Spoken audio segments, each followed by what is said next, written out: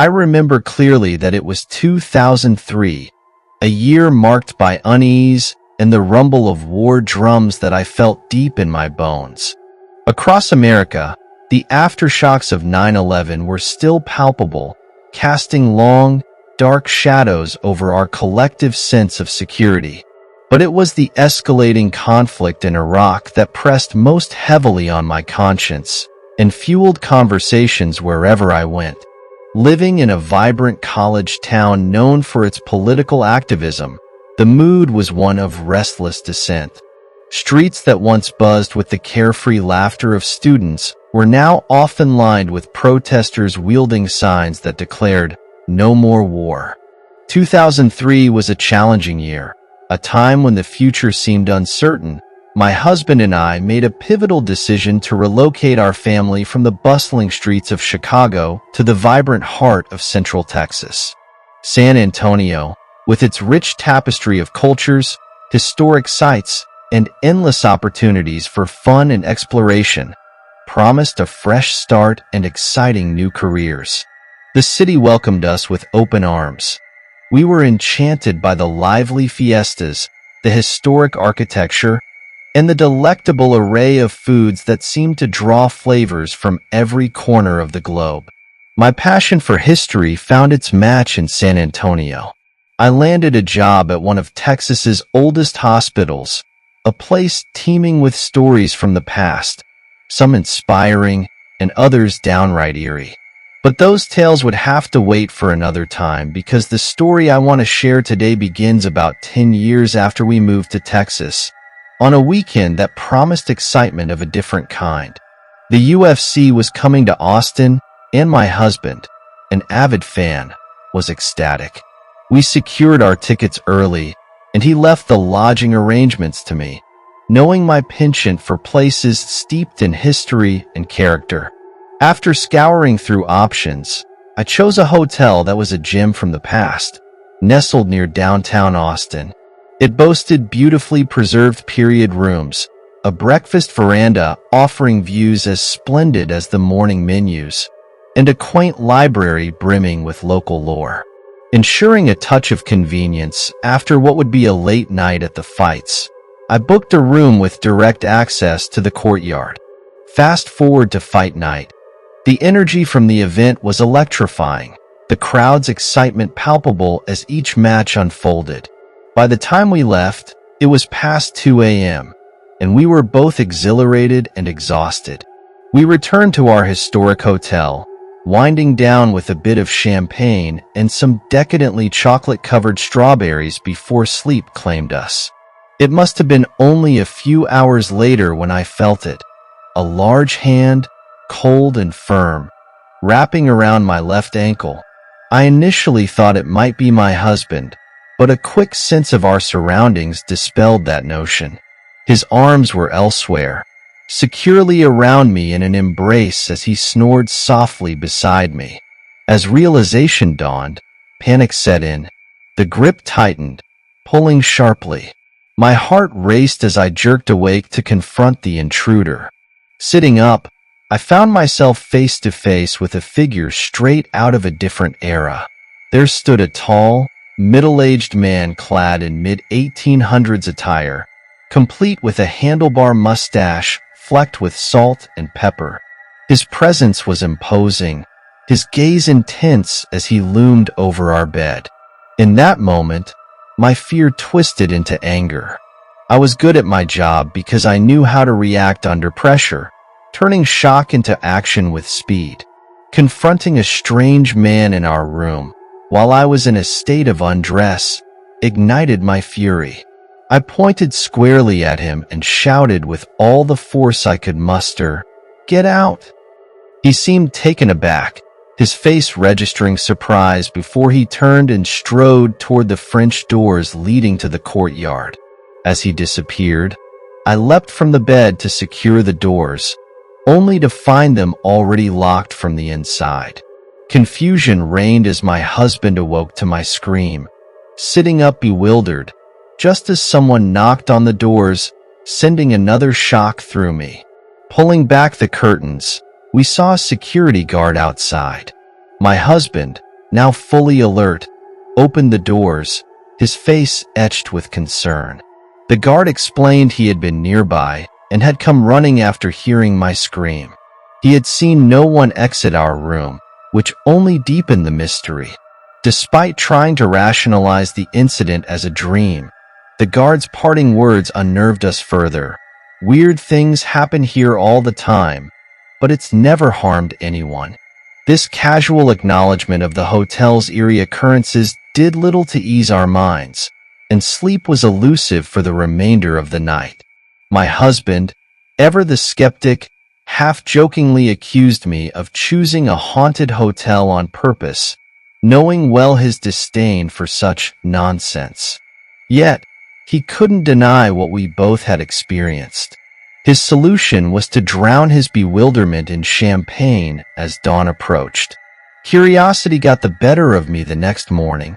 While my husband nursed his hangover at breakfast, I wandered down a hallway adorned with photographs from the hotel's storied past.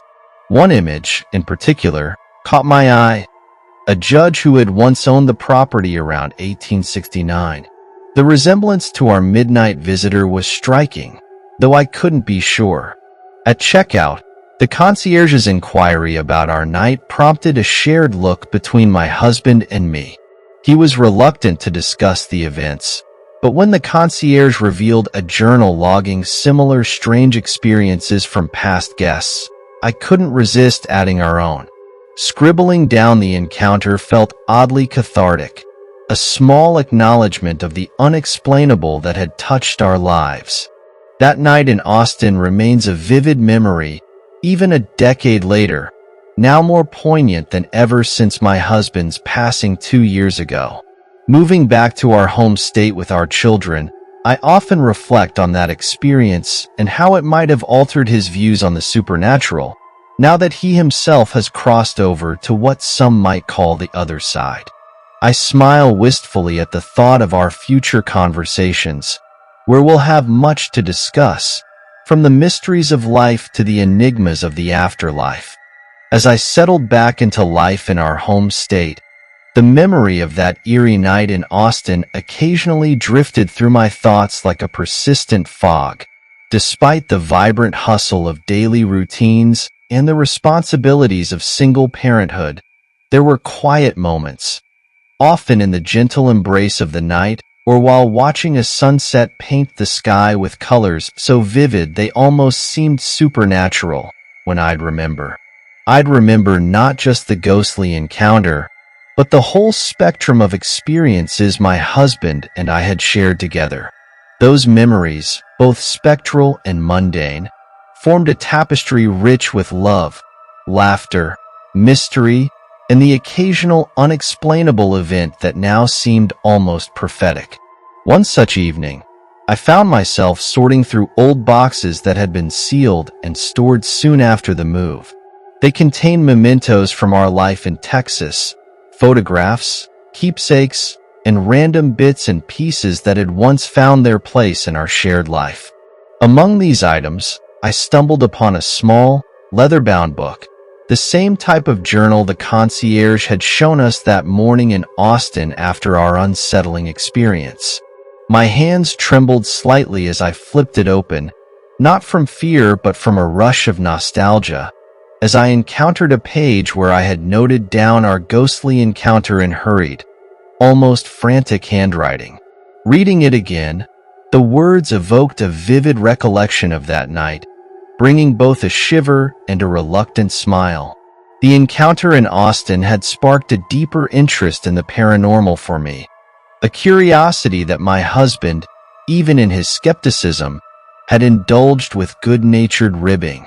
Now, with him gone, my interest had grown, perhaps as a way to feel closer to the mysteries of life and death, or perhaps as a bridge to whatever lay beyond, where he might now reside.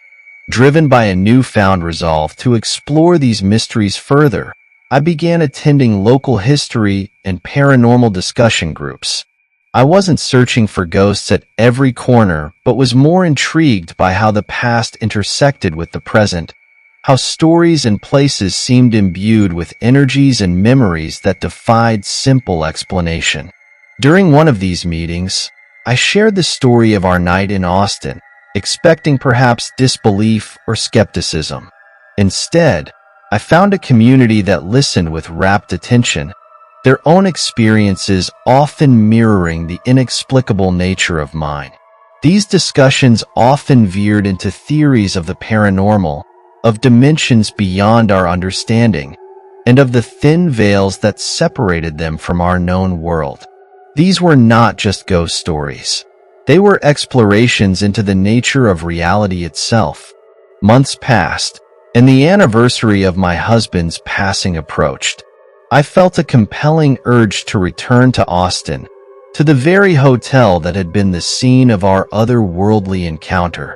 It was as if I were being drawn back not just by the need to remember, but by a silent call that whispered across the intangible threads of fate. Arriving at the hotel, it was as if no time had passed.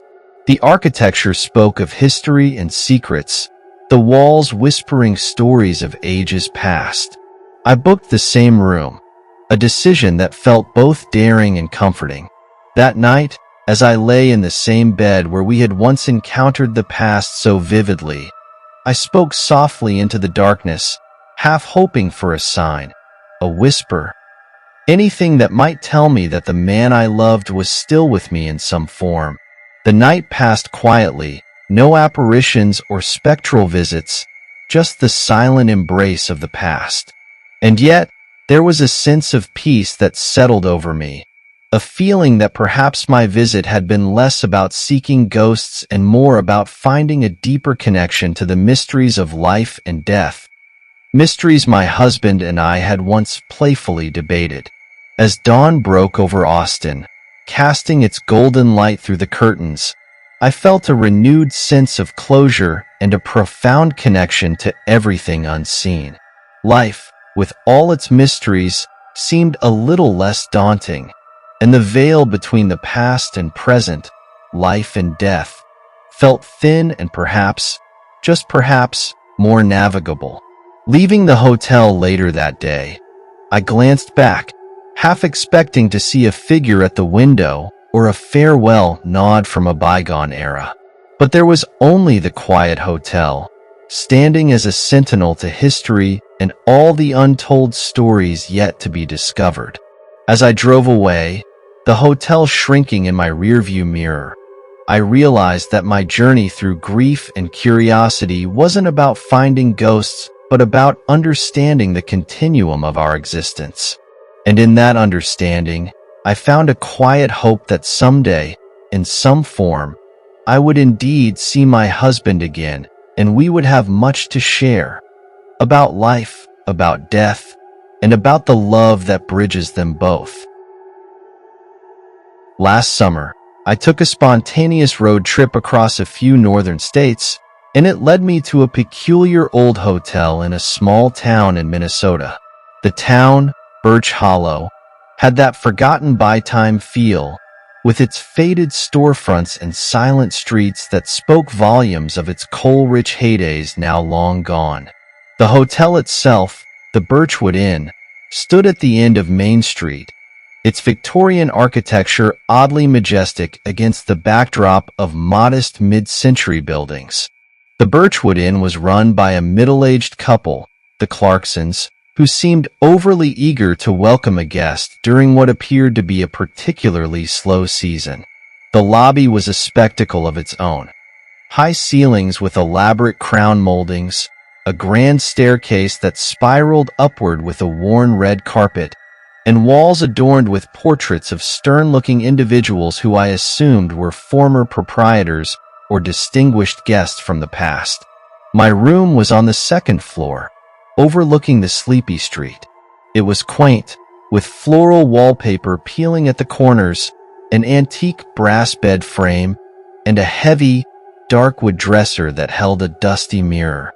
The window had thick drapes that did little to block out the muffled sounds of the occasional car passing by. The air felt thick, tinged with the musty scent of old wood and lavender, probably from a faded sachet tucked away in a drawer. I spent the afternoon wandering the town, learning bits and pieces about its history from the few locals I encountered. There was an air of reticence as soon as I mentioned where I was staying. "That old place has seen better days," a waitress at the diner commented with a frown, her eyes darting away as she wiped down the counter. As evening settled, the town quieted even further, and I returned to the inn. The Clarksons were nowhere to be seen, but a note at the front desk informed guests that they could be found in their quarters if needed. The silence of the inn was palpable as I ascended the creaking stairs to my room.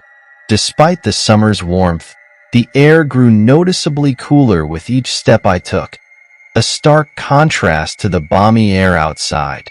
That night, I found sleep elusive. The bed, though visually inviting with its thick quilt and fluffed pillows, felt unnervingly stiff. Around midnight, the quiet was broken by a sudden clatter from the hallway. Peeking out, I saw nothing but the dimly lit corridor stretching both ways. The ornate carpet running down its length muffled any sound of movement. I chalked it up to the building settling, or perhaps the Clarksons attending to some late-night task. However, the tranquility didn't last. After returning to bed, the room grew inexplicably colder. I pulled the quilt up to my chin, trying to ignore the creeping chill. That's when I noticed it, a subtle but distinct scent of burning. Not the acrid smell of a fire, but something softer, like that of burning leaves or paper. I sat up, heart pounding as I scanned the room. There was no smoke, no flicker of flame, yet the smell was unmistakable. I rose to investigate, my footsteps echoing softly on the wooden floor. As I approached the dresser, the scent intensified. I hesitated, then opened the top drawer. Inside, among the faded linens, lay a collection of old postcards, their edges singed as though they had been rescued from a fire long ago. Each was written but never sent, filled with messages of love, longing, and sometimes despair, dated back decades. Suddenly, the room brightened for a moment, as if caught in the flash of an unseen camera, revealing the stark shadow of someone sitting on the edge of the bed behind me. Whirling around, my breath caught in my throat, but there was no one there. Just the imprint on the quilt where it seemed someone had been. The rest of the night passed in a blur of vigilance, with every small sound and shift of light casting a layer of dread over the room. Morning couldn't come soon enough. When dawn finally broke, painting the room in hues of gold and pale blue, the fears of the night seemed almost fanciful. Almost. I packed quickly, eager to leave the oppressive atmosphere of the Birchwood Inn behind. Descending the stairs, the day staff, a young woman this time, smiled politely as I checked out. "Did you enjoy your stay?" she asked, her voice neutral. "It was memorable," I replied, pausing at the door. "Can I ask you something? Those postcards in my room?"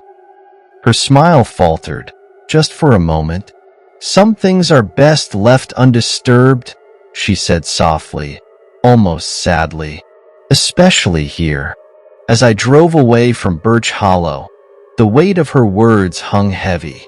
The Birchwood Inn, with all its preserved beauty and hidden whispers, seemed to recede into the background, a relic of stories best left untold but lingering, stubbornly alive in the corners of one's mind.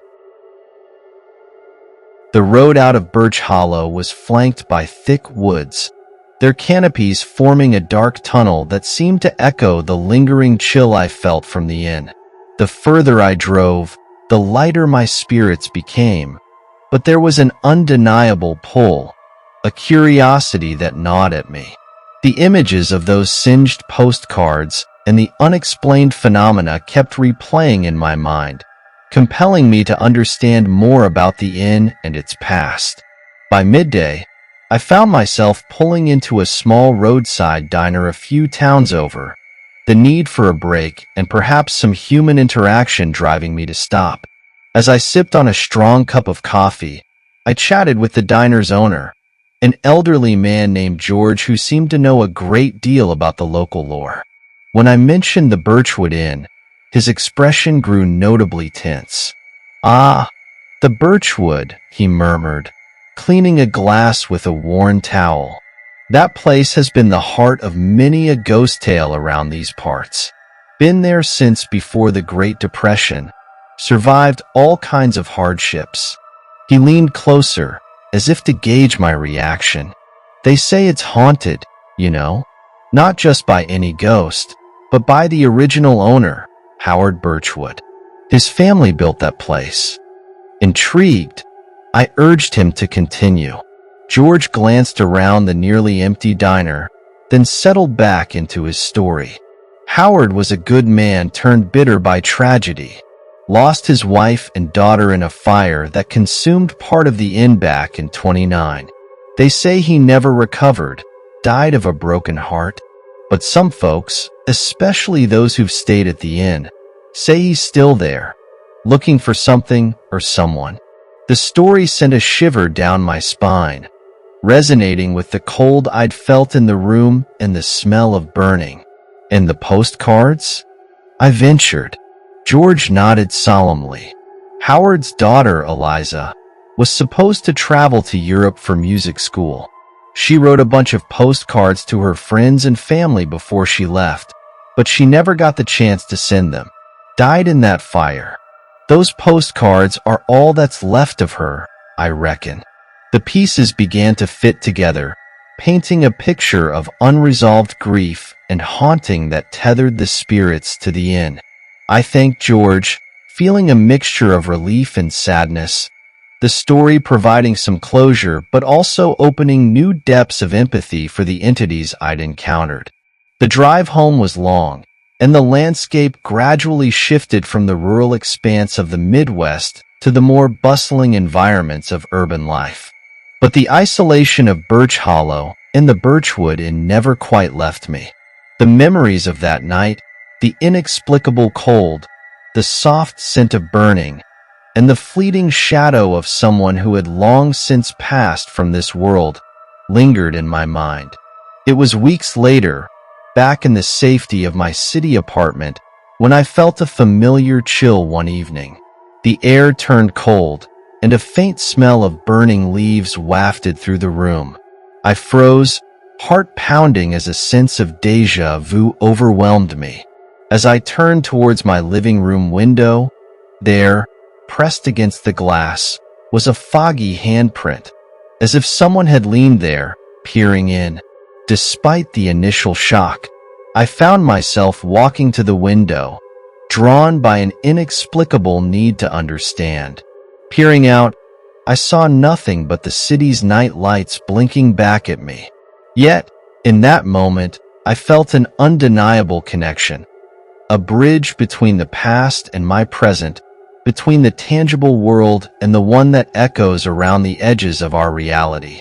The Birchwood Inn, its ghosts, and its stories were no longer just a part of a road trip adventure. They had become a part of me, woven into the fabric of my own experiences. Whether it was Howard or Eliza reaching out, or simply the imprint of the past making itself known, I couldn't say. But in the world of the paranormal, I had learned that some connections, once made, are never entirely severed. The haunted hotel of Birch Hollow had left its mark, and its mystery continued to unfold with each chilling reminder of that unforgettable summer.